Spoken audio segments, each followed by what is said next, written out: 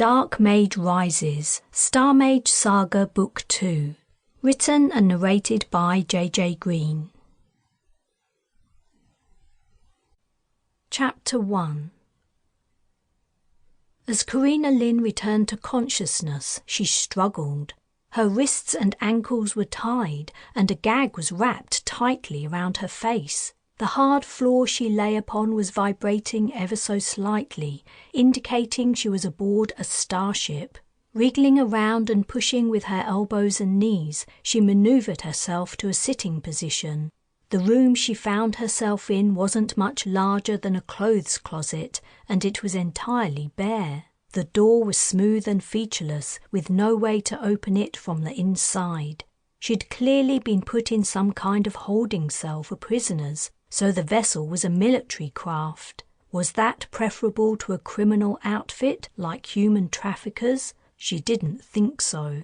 Though she hadn't been able to get a good look at the attackers who had boarded the shuttle she'd stolen, she had a strong feeling they were the very last people she wanted to meet. The last people she ever wanted to see again were the Shurers. After her mother's experiences at the hands of those arrogant, aggressive meatheads, Carina was certain that if she ever encountered another Shurer before she died, it would be far too soon.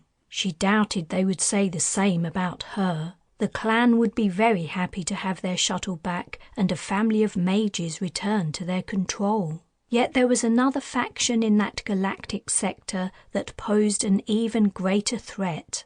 She had no idea how much time had passed since she'd been stunned. Perhaps an hour or longer, judging by how stiff and sore she was from lying on the hard floor. She recalled a brief battle, during which she'd managed to wound 3 of the shuttle's boarders. It was the last thing she remembered before waking up. She waited, leaning against the wall with her knees drawn up, reflecting that her captor's decision to gag her seemed to be a particularly stupid move. What did they think she was going to do? Shout her way to freedom? Then she recalled that time she'd bitten Stefan Schurer's neck.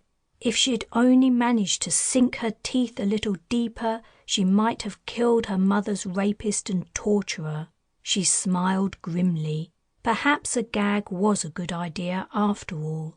She twisted her hands and feet, attempting to improve the blood flow to her extremities. When would her kidnappers come for her, and what would they do? Her thoughts turned to her half-siblings. She'd managed to transport them all to the planet's surface. Sample complete. Ready to continue?